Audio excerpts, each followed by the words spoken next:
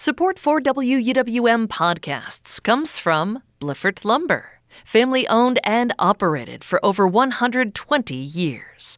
Bliffert serves contractors and homeowners across Milwaukee and southeastern Wisconsin. Learn more at bliffertlumber.com. From 89.7 WUWM, Milwaukee's NPR, this is Lake Effect. I'm Audrey Nowakowski.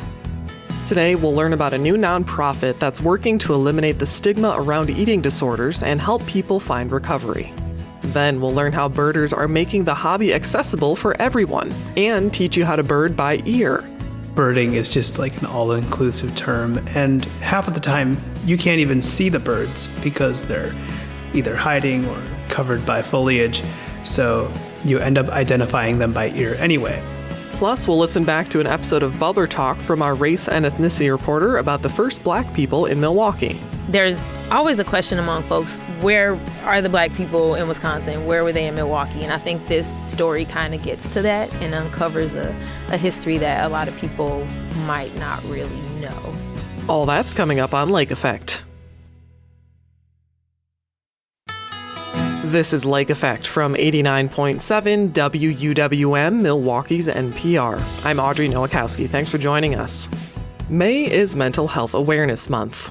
500,000 Wisconsinites struggle with eating disorders, a serious mental illness that can present in many forms, and it also affects people of all ages and backgrounds. A new nonprofit called the Wisconsin Eating Disorder Education and Community Foundation, or WEDIC, strives to eliminate the stigma around eating disorders, bridge treatment gaps, and cultivate a culture of healing, awareness, and growth. It was founded by Dr. Robin Welk Richards, who joins me now along with Emily D., a local resident in recovery. A note to our listeners, this conversation contains personal descriptions of living with an eating disorder. Dr. Welk Richards begins by explaining the risk factors for developing an eating disorder. The youngest that I've treated is down to age 6. Oldest, I think 65. They definitely kind of are non-discriminatory in nature. A lot of the risk factors, genetics can be a component. Transitions in life, environmental transitions, going into different phases of school, going into college. Body changes and body transitions can also be a significant risk factor. I would also say eating disorders can begin to pop up when somebody's feeling really unsettled in their experiences in their life. Maybe they've gone through a tough time. Even like things that can feel small for somebody can be very big, especially if there's anxiety involved. And that can really lead them to try to control things in their life. Food being something that is very easy to gravitate towards. Would you say it's accurate that eating disorders are usually paired with, as you mentioned, like anxiety, depression, OCD, things of that nature? Absolutely.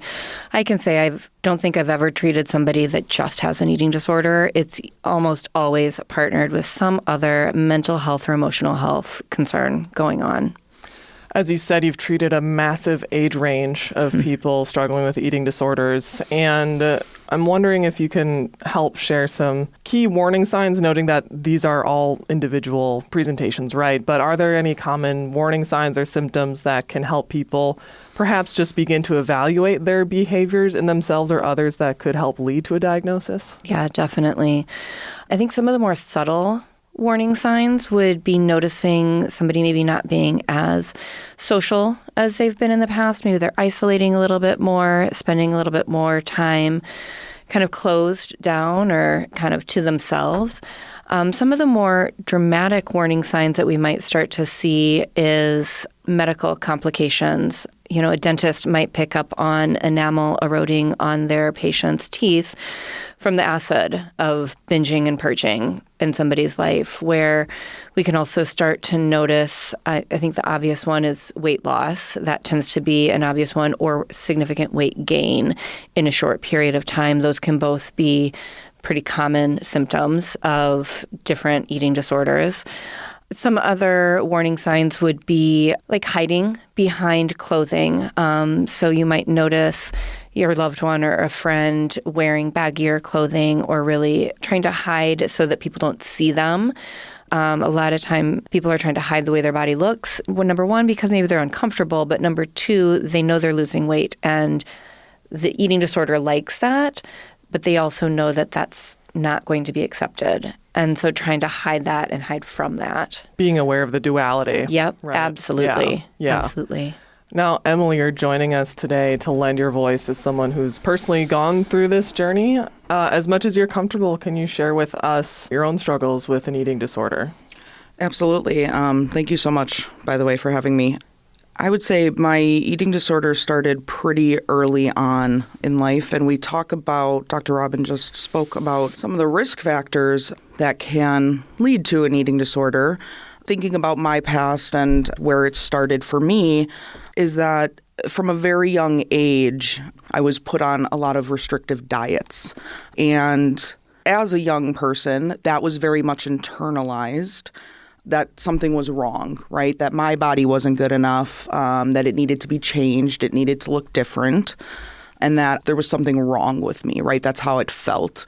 And that kind of carried on, right? That mindset of I need to change. And so that restrictive diet kind of culture that was going on, that I was kind of put through at a young age, developed into I would hide foods that I wasn't allowed to have because I wanted to have them. And that just escalated. And between yo-yoing between restrictive diets and then also the other side of things, binging, right? Binging became one of my behaviors due to the fact that I had no access to some of those things. It even further developed into later in life in young adulthood into bulimia, where I had been binging and purging multiple times a day. And again, I think, like we said when Dr. Robin talked about the risk factors, right? How we carry ourselves and how we interact with our bodies and how we interact with the food we eat and how that relationship with food, our youth notice that. They notice that. And it doesn't have to be explicitly said. And there was a lot of that going on in my household too, comments on their own bodies and things like that. And so that all becomes internalized and it just kind of escalates from there. Emily, I imagine the mental toll this takes, right? Especially as you said, you were dealing with it from such a young age and as it changed and developed into adulthood. When was the moment that you were ready to get help or seek help, or did someone help you do that? What was your next step to go to treatment? It's actually a little bit of an interesting story. And I think it's an important one because it highlights the importance of education.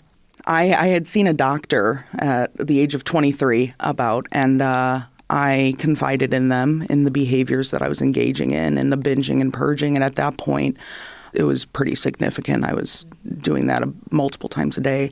Health was being affected, all that. And I had a doctor verbatim tell me to not worry about it because the only problem they see with bulimia is malnutrition, and I was overweight. And so it didn't matter. That's a very strong message, and it's coming from a person who is, in societal standards, a place of authority somewhat, right? We trust these individuals to help us, and that was the messaging I got. And so I carried on a little bit longer thinking that I was okay. And it wasn't until I had really learned, I think I was watching a TV show or something, about the effects of bulimia and how serious it was. And I had noticed that I had had some of those effects, right, some of the health effects. And so I was like, wow, I need help. And I literally walked into an eating disorder treatment center in my neighborhood, and I asked for help. I didn't even make an appointment. And I think at that point, to be honest, a lot of it was fear-based. I was very afraid because I finally realized what I was doing to myself and how severe it was and how serious it was. And that was a big turning point for me. But it only continued, right? I mean, my treatment had to continue. It didn't stop there. It's very disappointing to hear what that doctor told you. And I'm sorry you went through that. And Dr. Welk-Richards, I imagine it upsets you even more being a practitioner, right? Oh, yeah. And you founded the Wisconsin Eating Disorders Education and Community Foundation. It's a new nonprofit, and it's dedicated to, quote, the ethical and integrity-driven advancement of eating disorder awareness, treatment, and community care in Wisconsin. So that was one example that Emily gave us, but can you share where you saw our community, both in the common person and practitioners falling short of this awareness, care, and proper treatment, and how you believe this nonprofit can help shift this. Yeah. I got a little teary-eyed there.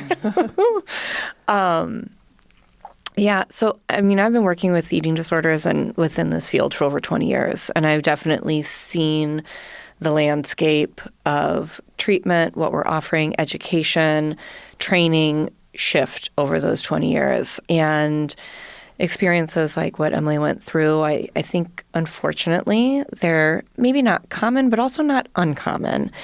And kind of the foundation behind WEDIC was we want to make sure that people are being trained adequately. Up-and-coming clinicians or new clinicians that are passionate about this population, that we can offer them the training and the education and the hands-on opportunities to learn how to work with and treat human beings that are battling eating disorders, and to do it in the right way, to do it in the safe way, and to be able to know the signs and the symptoms that they have to look for to make sure that they're then getting the right levels of care that they need. So starting with students that are getting their master's and recognizing that there is very limited education in the universities across the nation in kind of how to treat eating disorders, how to diagnose it. There's just a limited education at that level. And we want to offer an institute in partnership with universities to provide internships and competency-based training and didactics to train these people what to look for, and to do that with experts, training them all along the way. So that's kind of that first pillar of education within WEDIC. And then a second part of that educational pillar is to be able to educate practitioners out in the field that they don't treat eating disorders regularly, but when they come into their office, be it medical, dental, gynecological, that they know how to help these people. We want to educate, we want to partner, we want to collaborate with professionals across the state. Our second pillar is that community pillar, and that is dedicated to individuals across the state that do not have access to care for myriad of reasons. It might be that they are in small town northern Wisconsin and they just don't have the practitioners up there that know what they're doing. We want to be able to help, either find somebody that can and help that person to treat this human being the way they need to be treated, or to be able to put services in place within our training institute to get them the services virtually. It also might be an issue of financials. And if that's the case, we are going to be able to treat them through our foundation with interns that are getting expert level supervision. We want to work with therapists that are in training, dietitians in training, nurse practitioner and psychiatric care in training. That's the trifecta of professionals that really are needed to work with eating disorders and to collaborate together in order to help those human beings find recovery. That's amazing. And a recent nonprofit, so it's just the beginning. If someone listening right now is identifying with anything we've touched upon today, talking about eating disorder awareness and treatment, this question is for the both of you. What are some first steps you'd recommend? Dr. Welk-Richards as a practitioner, what would you recommend? And Emily, as someone who's gone through this, what would you recommend? I think one of the biggest things that come along with eating disorders that make it very difficult to, and this is why it's so important that people have access to treatment, right? Because just even taking that first step to get treatment is a very difficult step, right? Eating disorders carry a lot of shame. They're rooted in shame, right? They thrive in shame. And so even just taking that first step of asking for help is a really difficult step. Admitting that there's something that's going on is a really difficult step. And it requires vulnerability. And so I think the biggest thing I could say is take that first step. Even if it's just a Google search, look where there is help in the area and just ask a question, right? I mean, the worst that's going to happen is someone might tell you no, or you might, there are bad responses out there like we've talked about, right? And that can make it even scarier to ask for help because you never know what the response is going to be. And that's that vulnerability piece. But you also never know if you're going to get a good response, right? And you never know if you're going to get the help that you may have needed. And so I think taking that first step, I was terrified. And I did it. And I ended up getting help. And I ended up, I'm here today. And I'm in recovery. And I can say that because of taking that first step. Yeah, I think for somebody that is listening to this, that is battling this in their mind right now, tell somebody. It can be reaching out to WEDC. It can be reaching out to your best friend or even somebody at school or at work. Tell somebody, because the minute we shine even the smallest light on this, it starts to dissipate the shame that is connected to the illness. And with that, we start to gain a little bit more power back and more control in our own brain. So if you are listening and you are struggling, please reach out. Talk to somebody. Well, I want to thank you both for coming in to talk to me about this very important topic and the work you're doing to address it. So again, thank you so much. Really appreciate your time. Thank you so much. Thank you. Dr. Robin Welk-Richards is the founder and executive director of the Wisconsin Eating Disorder Education and Community Foundation, or WEDC. Emily D. is a Wisconsin resident in recovery. They both join me to raise awareness about eating disorders. WEDC will be at the Stronger Together Fest in Racine County this Saturday, and you can find more information as well as additional resources at wuwm.com. Lake Effect is available as a podcast, so you can listen when you like. Find it wherever you get your podcasts, then subscribe, download, and listen on demand. WUWM is celebrating 10 years of Bubbler Talk, a series where we answer your questions about the community. Later in the show, we'll listen back to an episode from our race and ethnicity reporter about the first Black people in Milwaukee. But first, we'll bring you a new Chirp Chat about birding by ear. That's coming up next on Lake Effect on WUWM.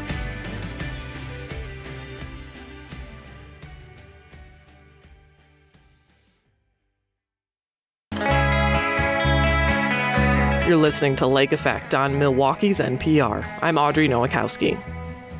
Bird watching is out, and birding is in. The phrase bird watching doesn't cover the full range of people who love searching for birds. 1 in 4 American adults have some type of disability, and every individual has different accessibility needs. For blind and low-vision birders, birding is done by ear. Holly Walls is a park naturalist with the Ware Nature Center, and Michael Diaz is a volunteer at the center. While Holly is a sighted birder and Michael is a blind birder, both say that birding by ear is a skill that vision and non-vision impaired folks can learn to help them identify birds. They both join Lake Effect's Grit Nunez for this month's Chirp Chat to share the joys of birding by ear and how the Ware Nature Center is working to make the outdoors accessible for everyone. The birding community uses a lot of different lingo. For example, the word birding. I think it's a really fun word to say, but why do we call it birding and not bird watching? I could start with Holly and then Michael. Okay, so my explanation for that is bird is a verb. I actually have a cup sitting right next to me that says bird is a verb. It's also a noun, but when you get outside and you're looking for birds to either hear them or see them, it's an action and it's called birding. You could just watch them, but what fun is that? When you can hear their beautiful songs and define which bird you're actually listening to by what they sing. And go ahead, Michael. And my definition of it is, for bird watching, yeah, that's for sighted. But then what about us?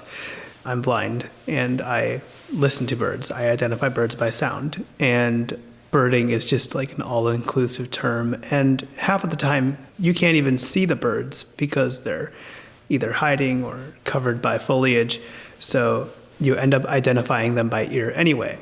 And exactly. I totally agree with that. And I also feel like to say birding is not only inclusive of all abilities, but all of interest levels too. Like, if you enjoy seeing or hearing a bird outside your window, but you have no idea what it is, I would say you're still birding or you're still a birder, Definitely. Right? So with that in mind, there are many ways you can go about birding. Like you mentioned, Michael, birding by ear is one way. Can you explain what birding by ear is? Because, some listeners might think, well, don't all birds sound the same? all birds definitely do not sound the same. Birding by ear is basically identifying birds by sound. Some birds are very easy to identify by sound, while others you get more advanced because they tend to sometimes sound similar. Not necessarily the same, but very, very similar. So for me, hearing the bird is the only way to identify it. So if I see a random bird flying, like with the little vision that I have, I'm not going to know what it is. So I have to hear it in order to identify it. Well, Holly shared with me that you can identify more than 200 bird species. Is that correct? That is true. That's absolutely incredible. I don't even think I can list like 20 birds off the top of my head. So my thought is how do you differentiate so many bird songs? Well, learning from a young age definitely helped. I think the CDs that I grew up with the 3-part CD, I think that had 150 birds in it. And it would told you how to identify them by sound. There are mnemonic devices that you can use. So mnemonic devices are basically, what does the bird sound like it's saying? And you can use those to identify birds by sound as well. So that kind of grew from 150, and then I became a lot more serious about it as well. And I just started learning through other methods and more CDs and just out in the field. And that number just grew and grew and grew. And so I guess, can we do an example together so people can hear how mnemonic devices work? Yeah. So if I play the sound of a black-capped chickadee and then I'll play a sound of a white-throated sparrow, if you could tell me how you were able to recognize the difference between the two? Yes. Okay, let me play a song just so people can hear it first.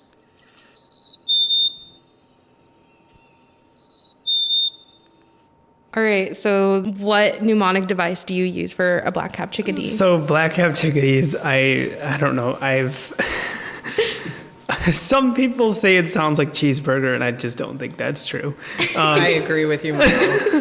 I don't know. I kind of get feed me out of it. Feed me. And it's all about pitches too. I am one of those who has perfect pitch, so I can identify birds based on the pitch of their call. A lot of times birds will hover around the same pitch, register, and tone. So that makes it cool as well. That's incredible. Okay, now I'm going to play a white-throated sparrow.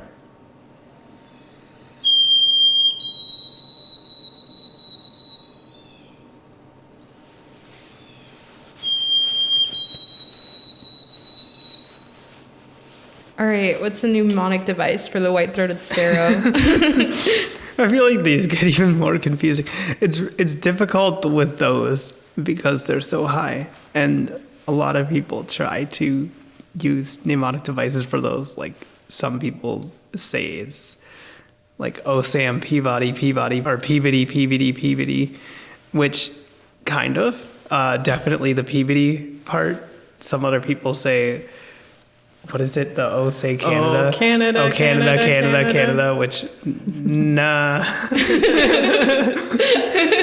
I feel like they have a lot of dialect too. They do. Well, we heard the black-capped chickadee, we heard the white-throated sparrow, and these are just isolated songs that I just played. So I'm sure when we're out there, especially at 6:30 in the morning, like you said, there's a whole symphony going on. So birding by ear gets difficult when you're in the field because there will be a lot of birds calling at once. So you really have to work on isolating the different birds that you're hearing. And that's something that I have had to get used to, especially for a new area that I'm working in, like Europe. I had to get used to hearing all the different birds at once and trying to pick out the different birds that I'm hearing. It gets hard. I'm Lake Effects Xcaret Nunez speaking with Michael Diaz and Holly Walls about birding by ear and making the outdoors accessible for everyone. Michael, can you describe what birding is like for you and how you navigate trails? So navigating trails, I use my white cane as a blind person, and a lot of times I will have a sighted guide, especially if I don't know the area. And at Ware Nature Center, we made tactile and braille maps and trail descriptions that people can use to orient themselves and to identify what trails they want to go on and where they are in the park. And Holly, I know that a big part of the Ware Nature Center's mission is to make the outdoors accessible to people of all abilities. Michael mentioned a couple of things that the Ware Nature Center is doing, but can you talk about what makes a trail accessible? Sure. We have a mile of accessible boardwalk, meaning that it's a hard surface that's easier for people to walk on, to roll on, to use their white canes. The boardwalk has raised edges so that people should not be able to fall off of the edge should they go on their own or even with a sighted guide. We have accessible restrooms, mobility devices to help people get outside if they have mobility restraint, such as rollerators and wheelchairs and seat canes. And we just think that the outdoors are for everyone, and it's free. I mean, aside from our $5 parking fee, but anybody should be able to get outside and enjoy the outdoors. And how hard would it be for other parks to adopt some of these changes? Because it doesn't seem like it'd be that difficult, right? Yeah. We'd like to see that happening around the United States. We follow a couple of different organizations like Birdability. It's a worldwide organization, nonprofit, that is really helping people understand how to do it. Not only how to do it, but how to help all people of all abilities get outside. I had answered questions from a couple of nature centers around the United States about what we are doing because the word is getting out. So I think the more that we talk about it, the better other people can follow along and help everyone get outside. And getting people like Michael to speak up and out for people with different abilities, because listening to them is how we learn. So on the topic of birdability, Ware recently hosted its second ever Blind Birder Birdathon and hosted a Birding by Ear program. Can you tell me more about what these two events were and how did it come up? Well, I grew up in the South, so we have heavy vegetation around at all times. And so the birds would hardly ever be in sight. So I began birding by ear very young. It was a realm of nature that we hadn't had any programming on before. So when I first became a naturalist with the Nature Center about 5 years ago, I started the Birding by Ear program. I heard about Birdability's Blind Birder Birdathon last year was their first iteration of the Birdathon. And then they tried it again this year with even more support from around the world. So it's a global operation now. So I can only see it getting bigger. It was also a great way to introduce a group of people who hadn't been to the Nature Center about our trails and how accessible they are, or learn how they aren't accessible as well. So it's always a work in progress. Definitely. I'm also thinking, like, how do you help people learn about birding by ear or how to remember stuff? It's practice, it's repetition, it's picturing something in your head that goes along with the bird song that you're hearing. Sometimes it's a sounds like, as in with the northern cardinal, it sounds like a laser gun sometimes. Or sometimes he says pretty, pretty, pretty, or wit, wit, wit. It just depends on the bird and what works for you, because what works for me may not work for everyone. So I offer several different options on helping to remember and remind people that they're not going to walk out of class knowing how to identify all the birds by song.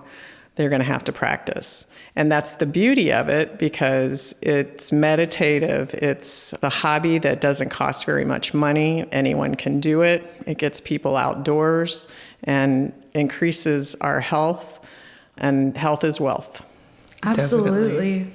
Well, Holly and Michael, we've reached the end of Chirp Chat, but before we wrap up, I always love to ask guests to shine a spotlight on a bird for the month. So I'll ask each of you, what's a bird you'd like to highlight this month? Well, I just saw a Blackburnian warbler just the other day, and it was very close to me, and I was able to snap a few pictures of it. So I was pretty excited by him. He was singing. It was a male with a fiery orange throat, bright as the sun. You almost had to put on sunglasses just to look at him. And he was actively feeding among the oak flowers that were budding on the oak tree. And it was just a moment that I could relish in the sunshine outside, listening to the birds. Blackburnian warblers are cool. The bird that I want to highlight this month, this is going to come out of nowhere, but I just thought of it, a veery. A veery, I just want to highlight this because, I mean, it's pretty, but it's not brightly colored like other birds, and it doesn't really catch your eye. But the veery has one of the most beautiful bird songs I've ever heard. So even if a bird, even if it looks, quote unquote boring, it can have a beautiful song. And that's why you should bird by ear. Holly and Michael, thank you both so much for sharing your experiences with me and helping me learn about the joys of birding by ear. Definitely. Thank you for the opportunity. I love sharing my passion with everyone. It's so much fun. Holly Walls is a park naturalist with the Ware Nature Center, and Michael Diaz is a volunteer at the center. They're also both expert birders that spoke with Lake Effect's Excret Nunez. You can learn more about the joys of birding by ear and listen to other Chirp Chat interviews at wuwm.com. We'll take one more break, and then we'll bring you a conversation with WUWM's race and ethnicity reporter Taryn Powell about our series Bubbler Talk. That's coming up next on Lake Effect on WUWM.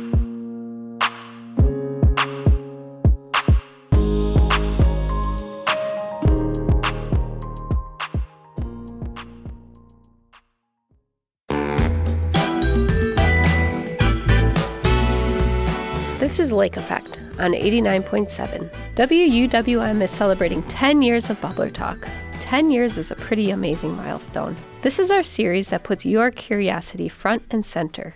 What have you always wanted to know about the Milwaukee area's people, places, or culture? Thousands of people have responded to that prompt with their own questions, helping us report out hundreds of deep dives into Milwaukee history and culture. I'm Michelle Maternowski, WUWM's Audience Innovation Manager. I think of Bubbler Talk as my first baby. I helped get Bubbler Talk off the ground in 2016, helping connect our journalists with community questions. And now we are celebrating Bubbler Talk's 10th anniversary. And the way that we're celebrating is by listening back to some of our favorite episodes. And I'm chatting with the WWM reporters and producers who created them on the Bubbler Talk podcast. For this episode, we're listening to a story created by WUWM's race and ethnicity reporter, Taryn Powell. It's a look at Milwaukee's first Black settlers. Hi, Taryn. Hi, Michelle. So we're going to listen to your story, and then we're going to chat for a little bit. Here it goes. Bubbler Talk, quenching Milwaukee's thirst for knowledge. I'm WUWM's Taryn Powell. Who were the first known Black people to settle in Milwaukee? That's the question that piqued the curiosity of one of our Bubbler Talk listeners. Claiborne Benson, the executive director of the Wisconsin Black Historical Society, says Black people came as trappers and guides, as frontiersmen. They came as newcomers to this territory. They came as soldiers. They came as enslaved people. They came married to white people. They came with Indians. They lived downtown Milwaukee in places that Black people don't live today. The first documented Black resident of Milwaukee was a man named Joe Oliver, a cook who came to the city in 1835. He worked on lake steamers, or large steam-powered boats. The Milwaukee Journal in 1967 described him as a tall and muscular man. Benson says Oliver worked as a cook for Solomon Juneau, the first mayor of Milwaukee. And Benson says Oliver was also the first Black man to vote in Milwaukee's first election, held on September 17, 1835. And he knew that the rules were that African Americans were not permitted to vote, but he got in line anyway. And because he was such a good friend of theirs, they said it was okay for him to vote. And the system accepted his vote. Black men would not be given the legal right to vote in Wisconsin until 1866, but in 1835, Milwaukee settlers were eager to establish themselves as a thriving city, so they solicited the votes of all residents. William T. Greene, the first black man to graduate from the University of Wisconsin-Madison Law School and a Milwaukee activist, wrote about a growing black population in Milwaukee that happened between 1840 and 1845. His article, Negroes in Milwaukee, appeared in the Sentinel in 1895. The article reads, "The opening of steam navigation between Buffalo and Milwaukee, and the fact that Milwaukee was a noted station of the Underground Railway and the home of many staunch abolitionists, were the causes which led to the first immigration of colored people to this city in 1840 to 1845. Greene says in 1845, there were about 20 black families in Milwaukee, but it's hard to accurately determine their names. He writes, some were fugitives from slavery who had reached Milwaukee by means of the Underground Railway.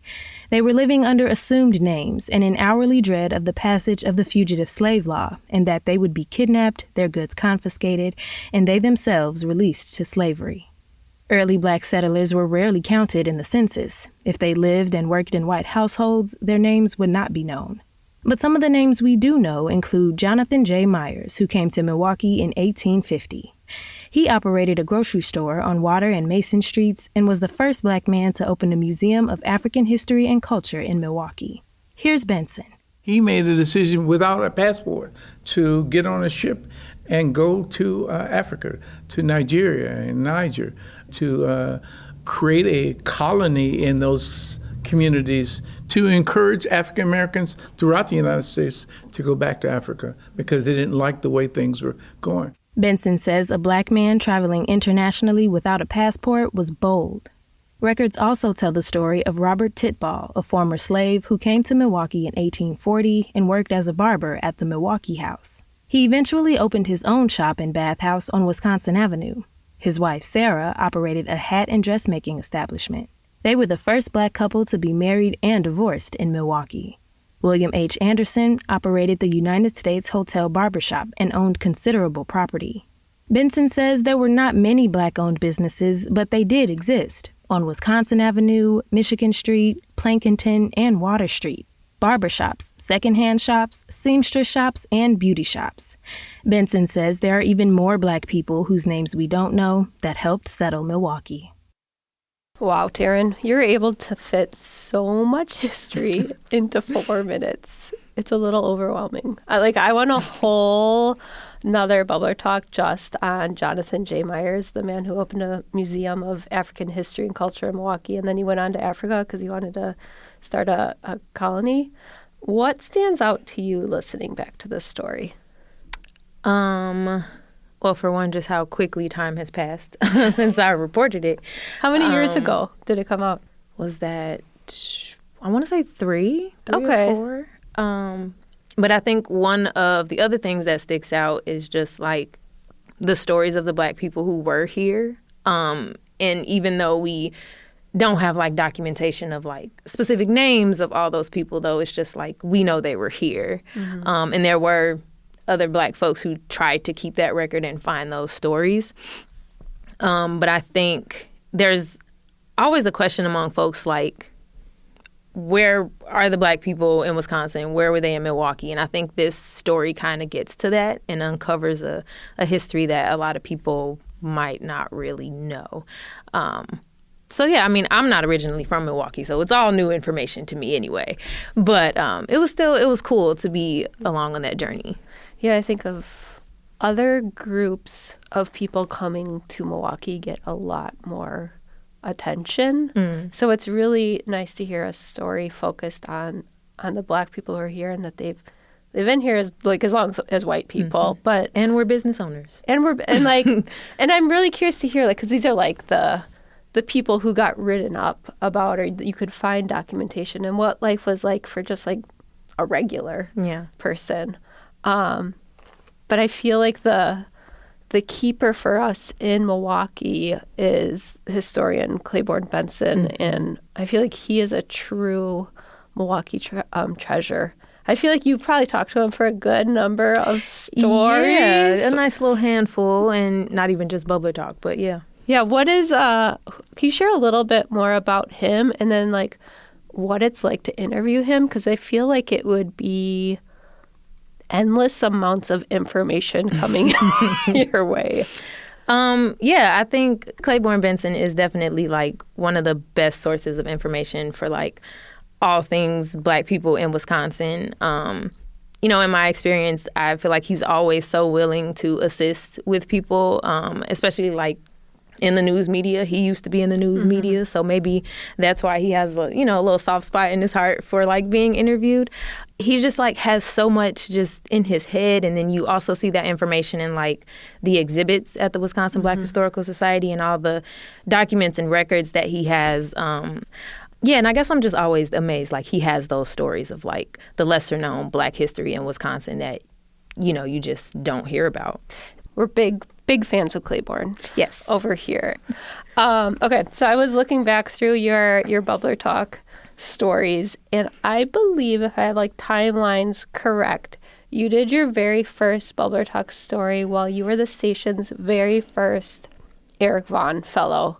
And for those who don't know, WWM's Vaughn Fellowship gives recent college grads a chance to work in our newsroom for a year. So Taryn was our very first one who has stayed with us for so long.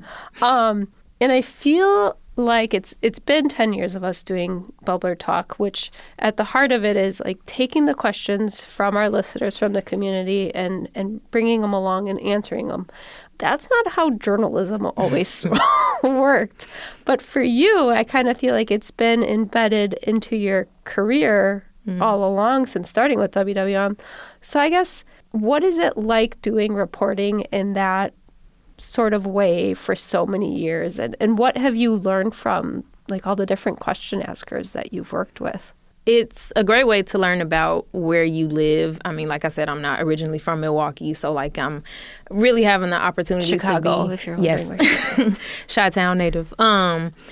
So to really have the opportunity to be embedded in the community and really learn about where you live, the people who lived here before you, it's just really cool. Like I wouldn't necessarily, call myself a history buff, but you get those historical facts that are like, oh, that's cool about this place. And for me, especially those that highlight, Black communities, other communities of color, who kind of get left out of like mainstream historical documentation.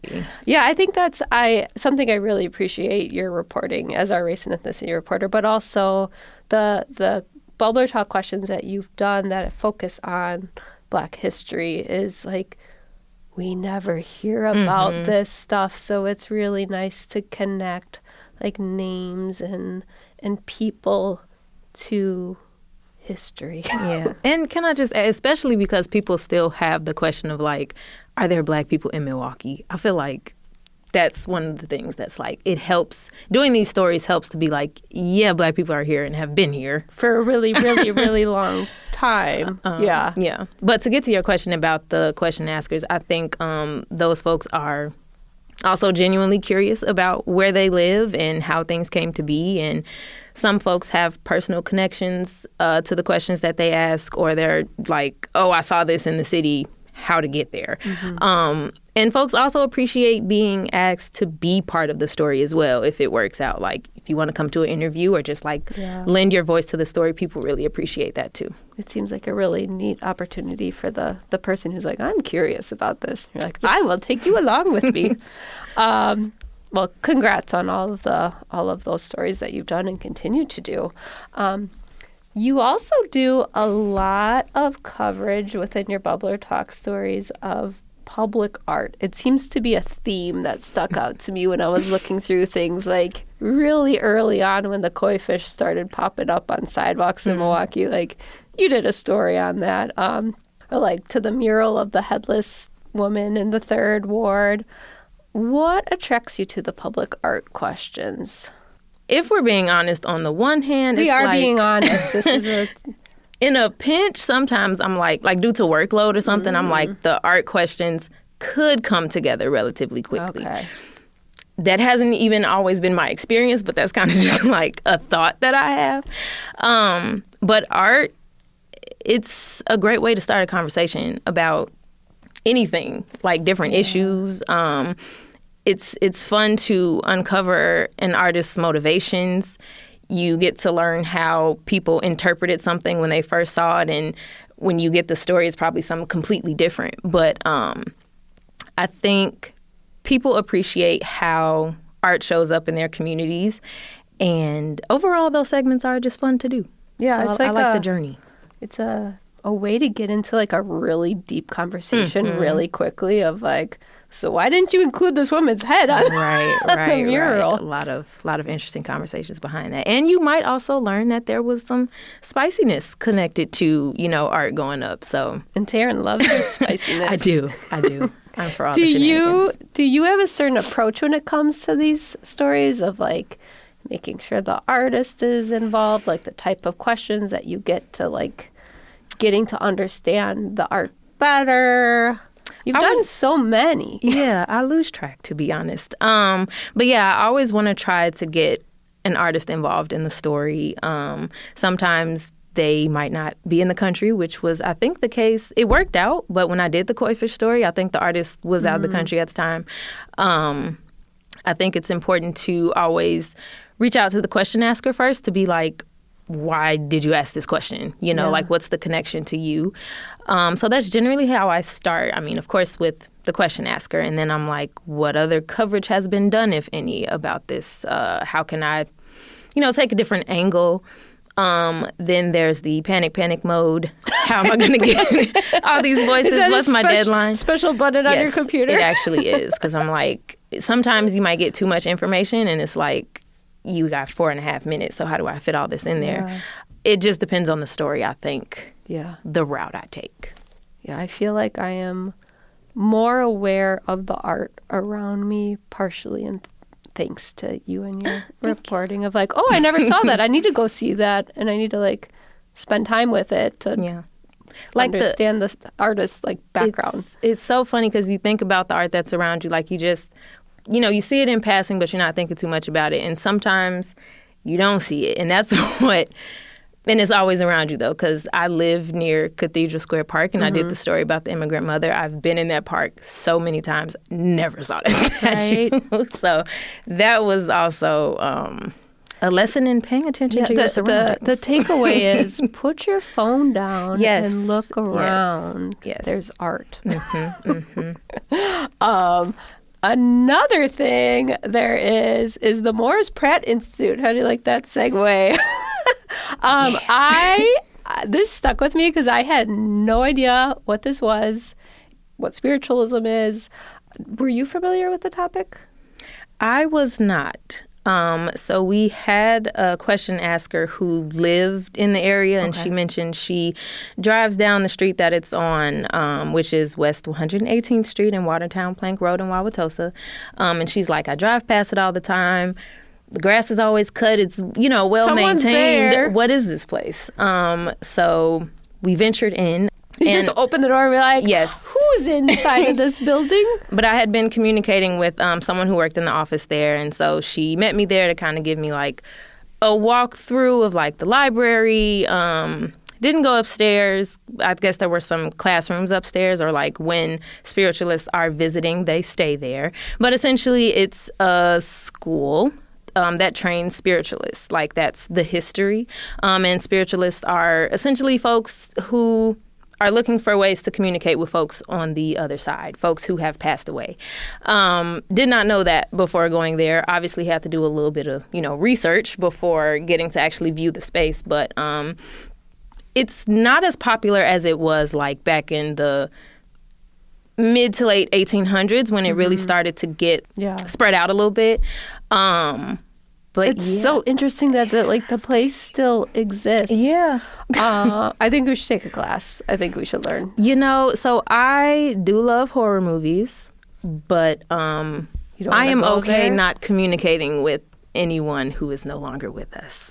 So I am there for entertainment, and I completely respect. Did you feel any the practice. energy when you were there? Okay. No. One of the cool things though that we were able to see when we were there. Photographers would take pictures of people, and you could see kind of like if there was a aura, I guess you would say, around the person being photographed, and sometimes there would be like a little light, a little orb or something present. So that was kind of a way where, you know, spiritualists could see if you had a spirit walking along with you. I thought that was cool. I don't know if I would want to be pictured though, but You don't want to see what's you know, around and they you. had like a ton of books. We could see like diary entries that, you know, folks were writing in letters to see like, you know, this is happening to a family member. We need some help. Can we come, you know, stay here and do that? So very interesting. I don't know if any conferences are happening soon in Wisconsin, but Check the website. yeah. That was a fun one though. Yeah. So good. Well, Taryn, thank you so much for chatting with me. She prepared notes for this, but she did really good just talking. No one could tell though. Thanks, Michelle. Yeah. And thank you to our listeners. It's you that make this series so great. So a sincere thank you to the questions you've sent our way. But we need some more, so you can send yours at wuwm.com/bubblertalk. And you should also subscribe to the Bubbler Talk podcast as we continue to listen back to our favorite episodes for this special 10th anniversary. And a look back on that episode of Bubbler Talk wraps up today's Lake Effect. I'm Audrey Nowakowski. If you've missed any of Lake Effect this week, you can find all of our conversations at wuwm.com. If you'd like to take us on the go, just download the Lake Effect podcast wherever you listen to your podcasts. Tomorrow on Lake Effect, we'll look ahead to this weekend's Heal the Hood event and learn how collaboration has kept the Neighborhood Resource Fair going strong for more than a decade. Thank you so much for joining us today, right here on listener-supported 89.7 WUWM Milwaukee's NPR.